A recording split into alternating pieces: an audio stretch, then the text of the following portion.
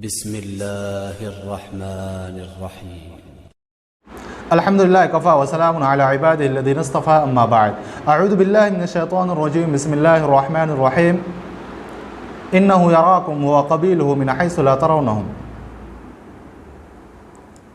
मोहतरम नाज़रीन किराम, मैंने अभी सूरह आराफ आयत नंबर 27 की तिलावत की। इस मुनासिबत से मेरी तकरीर का उन्वान होगा जिन्नात के बारे में हम क्या सोचते हैं। अल्लाह से दुआ है कि अल्लाह मुझे हक़ बात कहने, हमें और आपको कहने और सुनने से ज़्यादा अमल करने की तौफ़ीक़ दे, आमीन। नाज़रीन किराम, जिन एक अल्लाह की मखलूक है जैसा कि हम और आप एक मखलूक है। दलील सूरह ज़ारियात आयत नंबर 56, वमा खलक़तुल जिन्न वल इंसा इल्ला लियअबुदून, कि मैंने जिन और इंसान को सिर्फ़ अपनी इबादत के लिए पैदा किया। तो पता ये चला कि जिन भी अल्लाह की इबादत करते हैं जैसा कि हम और आप इबादत करते हैं। सूरह आराफ आयत नंबर 27, इन्नहु यराकुम व क़बीलुहु मिन हैसु ला तरौनहुम, कि जिन और उसके ख़ानदान वाले सब तुम सबको देख रहे हैं लेकिन तुम उन लोगों को नहीं देख पाते हो।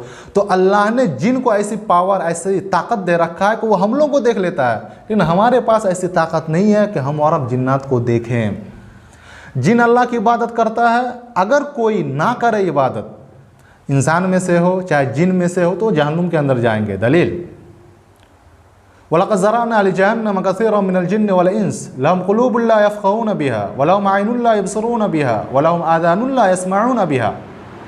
सूरह आराफ आयत नंबर 179, कि हमने बहुत से जिन और इंसान के लिए जहन्नुम बना कर रखा है, जिनके दिल ऐसे हैं जो हक़ नहीं समझते हैं, आँख ऐसी है हक़ नहीं देख पाती है, और कान ऐसे हैं जो हक़ को नहीं सुनते हैं। अभी रुकिए, मैं एक आयत पढ़ता हूँ, उसके बाद मसला निकालता हूँ।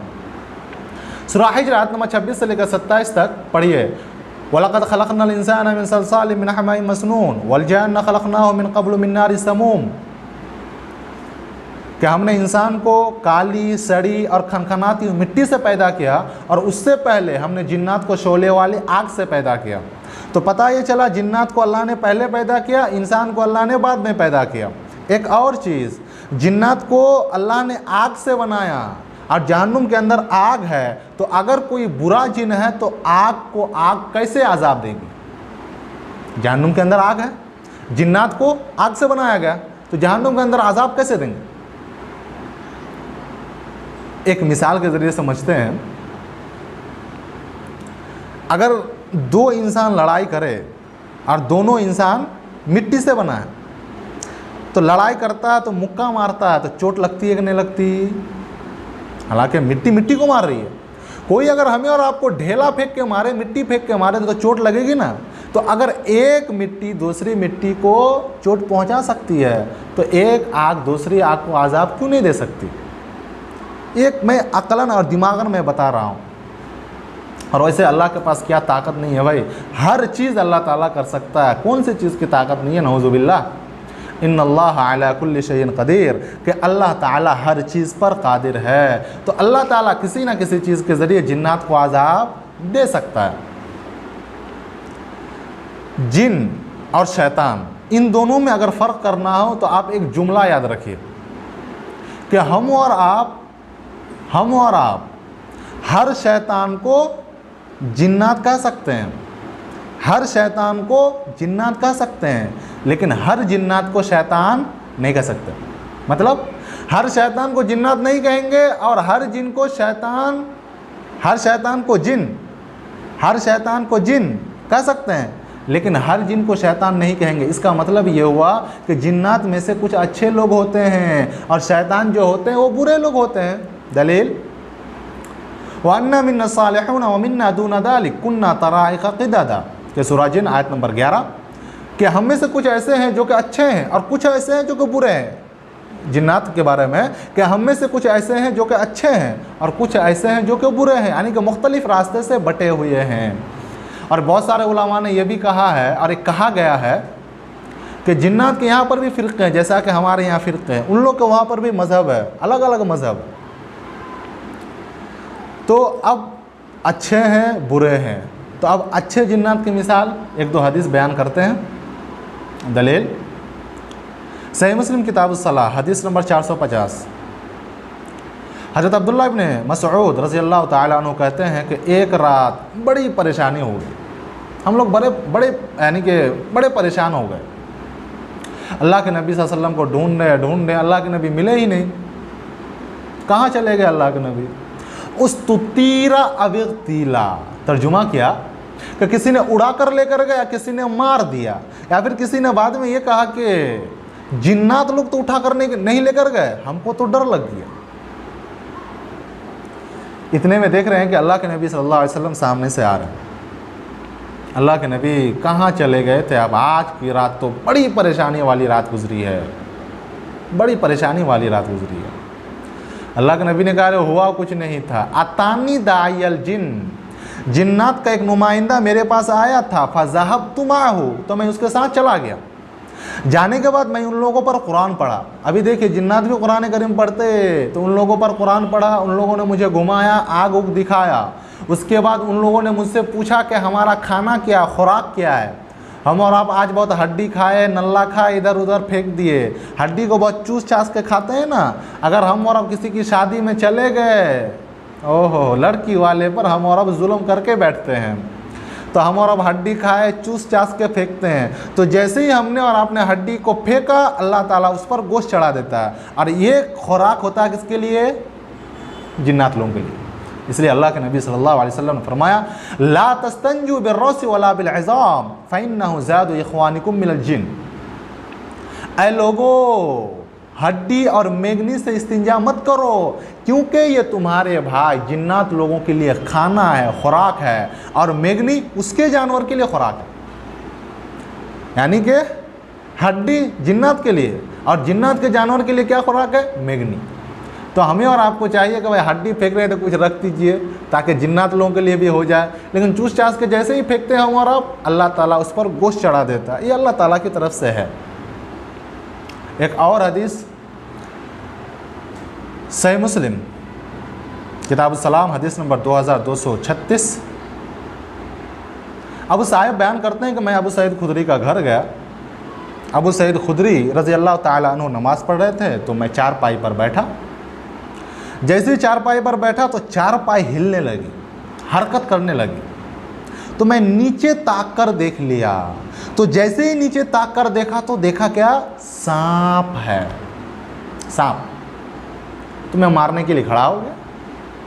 तो अबू सईद खुदरी जो नमाज़ पढ़ रहे थे, उनकी नमाज़ ख़त्म। उन्होंने कहा, ए भाई रोक रोक रोक, क्यों मार रहा उसको? वो देख रहा खिड़की से, मेरे चचा साहब भाई का घर था, उनकी नई नई शादी हुई थी, गज़वा खंदक के लिए भी निकले। जब वो वहाँ से वापस आ रहे थे तो अल्लाह के नबी सल्लल्लाहु अलैहि वसल्लम ने कहा कि अरे तलवार ले लो, हो सकता है कि रास्ते में दुश्मन हो। वो साहबी घर तक पहुँचे तो देखा उनकी बीवी गेट पे खड़ी है, उनकी बीवी गेट पे खड़ी है। ये साहबी तलवार लेकर खड़े हो, गेट पे खड़ी क्यों? भाई हम में से कोई ऐसा है जो अपनी बीवी से ये कह के बाहर मत जाओ, घूमने के लिए मत जाओ, शॉपिंग मॉल मत जाओ, घर से बाहर मत रहो, पर्दे के साथ रहो, दुपट्टा लगाओ सर पे? हम और आप बोल सकते हैं अपनी बीवी को? वो जो राख होता है ना, राख, ज़बान पर राख लगा के ज़बान को निकाल के हंसुआ से काट कर रख देगी। बोल कर देखिए एक मरतबा, सिर्फ एक मरतबा हिम्मत तो जगाइए भाई, एक मरतबा बोल कर देखिए अपनी बीवी से पर्दा करने का, बाहर नहीं जाने का, हाँ, घर से बाहर नहीं बैठने का। एक मरतबा बोल कर देखिए, तब ना समझेंगे भाई कि आपके अंदर हिम्मत है, आप अपनी बीवी को काबू में करके रख सकते हैं। आजकल तो हर कोई जोरू का गुलाम बन जाता है, तो काबू क्या करेंगे भाई? काबू क्या करेंगे? तो उन्होंने देखा कि उनकी बीवी गेट पे खड़ी है, ये साहबी तलवार लेकर खड़े हो गए। तो उनकी बीवी ने कहा, उक़्फ़ु अलैका रुमक वदख़ुल बैत हत्ता तंज़ुरा मल्लज़ी अख़रजनी। अरे आप अपनी तलवार को नीचे रखिए, अंदर जाकर देखिए कि मैं बाहर किस लिए गेट पे खड़ी हूँ। वो औरत मजबूरी में घर से बाहर हुई थी, और आजकल हमारे यहाँ की कुछ औरतें, कुछ लड़कियाँ मजबूरी में घर के अंदर रहती हैं। अंदर जाके देखा वो साहबी, तो देखा सांप है। साहबी ने सांप पर हमला कर दिया और सांप ने साहबी पर हमला कर दिया, दोनों मर गए। ये बात नबी सल्लल्लाहु अलैहि वसल्लम तक पहुँची तो अल्लाह के नबी सल्लल्लाहु अलैहि वसल्लम ने फरमाया, इन्न जिन्न बिल मदीना अरे लोगों सुनो, मदीना के अंदर जिन्नात लोग आ गए हैं, तो अगर तुम्हारे घर के अंदर आए तो 3 मरतबा बोलने का, ये भाई जा जा जा, 3 मरतबा बोलने का। गया तो सही है, नहीं गया तो रहा, वो शैतान है, और उसको मार देने का। तो जिन हमारे घर के अंदर भी रहता है, तो जिन मदीना की ये बात है कि नबी सल्लल्लाहु अलैहि वसल्लम ने इस तरह जाने के लिए कहा है। जिन में से अब देखिए उन लोगों के अंदर ताकत होती है, इतनी ताकत होती है कि एक बड़ी सी चीज़ को, एक बड़ा सा घर, बड़ी सी बिल्डिंग को एक जगह से दूसरी जगह लेके जा सकता है। अल्लाह ने उसको पावर दे रखा। दलील आप पढ़िए सूरह नमल आयत नंबर 20, 21, 22, 23। वतफ़क़्क़दत तैर मा लिया ला अरल हुदहुद अम कान मिनल गायबीन। सुलेमान अलैहिस्सलाम ने कहा कि क्या बात है, आज मुझे हुदहुद नहीं दिखाई दे रहा, क्या वो गायब है? लौ अद्दिबन्नहु अज़ाबन शदीदा औ लअज़बहन्नहु औ लयअतियन्नी बिसुल्तानिन मुबीन। मैं उसको सख्त अजाब दूंगा, या तो फिर मैं उसको ज़बह कर दूंगा, या फिर मेरे सामने कोई दलील पेश करे कि मैं इसलिए गायब था। हुदहुद आया और कहने लगा, इन्नी वजदतु इम्राअतन तमलिकुहुम, कि मैंने देखा एक औरत को बादशाहत करते हुए। एक औरत बादशाहत कर रही है, हुकूमत चला रही है। औरत का नाम बताया जाता है बिल्कीस। बिल्कीस अल्लाह की इबादत नहीं करती है वो। तो सुलेमान अलैहिस्सलाम को बड़ा ताज्जुब हुआ कि ये कैसे हो सकता है कि एक औरत हुकूमत चला रही है, हाँ, और वो अल्लाह की इबादत भी नहीं करती है। तो उनको बड़ा ताज्जुब हुआ। तो सुलेमान अलैहिस्सलाम ने कहा कि कौन है जो उसका तख्त, यानी कि बिल्कीस का तख्त को उठा कर लेकर आएगा। और उसका तख्त कितना बड़ा था मालूम है? लंबाई 80 फीट और चौड़ाई 40 और ऊंचाई 30, यानी कि इतना बड़ा उसका तख्त था। तो सुलेमान अलैहिस्सलाम ने कहा कि कौन लाएगा उसके तख्त को उठाकर? क़ाल इफ़रीतुम मिनल जिन अना आतीका बिही क़ब्ल अन तक़ूम मिन मक़ामिक व इन्नी अलैहि लक़विय्युन अमीन। सूरह नमल आयत नंबर 39।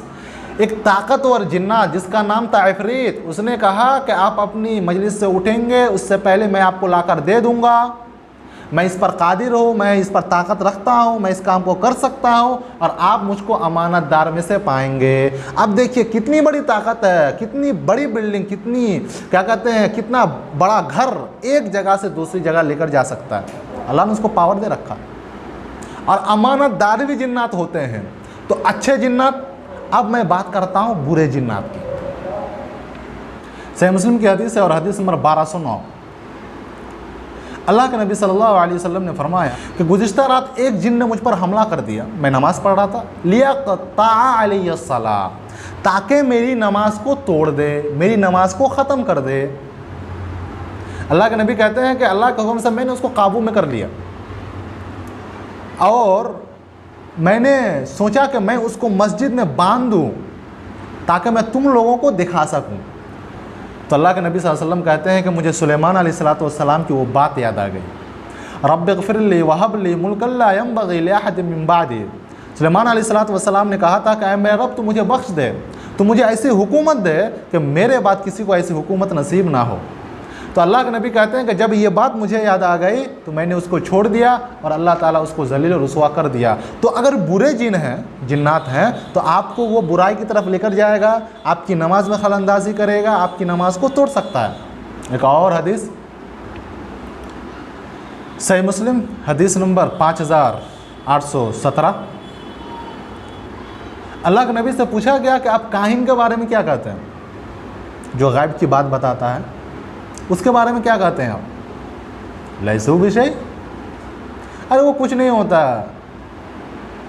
या रसूलल्लाह फ़इन्नहुम युहद्दिसून अहयाना शैअन यकूनु हक़्क़ा। अल्लाह के रसूल कभी कभी वो कुछ बातें बताते हैं तो उनकी बातें सच्ची हो जाती है। अभी देखिए अपने हिंदुस्तान के अंदर यही सब मसला है। बाबा ने इस तरह कह दिया, उस तरह कह दिया, उनकी बात सच हो गई तो उसकी पूजा पाठ शुरू कर देते हैं, उनकी इबादत करना शुरू कर देते हैं, बाबा के सामने जाके हाथ जोड़ते हैं। हाँ, नंगा बाबा है तो उस पर दूध भी चढ़ाते हो, फिर उसी दूध को पीते भी है, नाउज़ुबिल्लाह। अरे रे रे, किसी ने तो ये भी कहा है कि अरे आपको मैं क्या बताऊं, ये जो बाबा है ना, ये बाबा 1000 साल से तपस्या में लगे हुए थे। अभी देखिए, अगर 1000 साल से तपस्या में अगर लगा होगा, नहाया भी नहीं होगा, बाल भी काटा नहीं होगा, तो अब ज़रा सोचिए, बाल काटा नहीं होगा तो क्या क्या नहीं काटा होगा, ज़रा सोचिए। नौजुबिल्ला, ये बाबा है।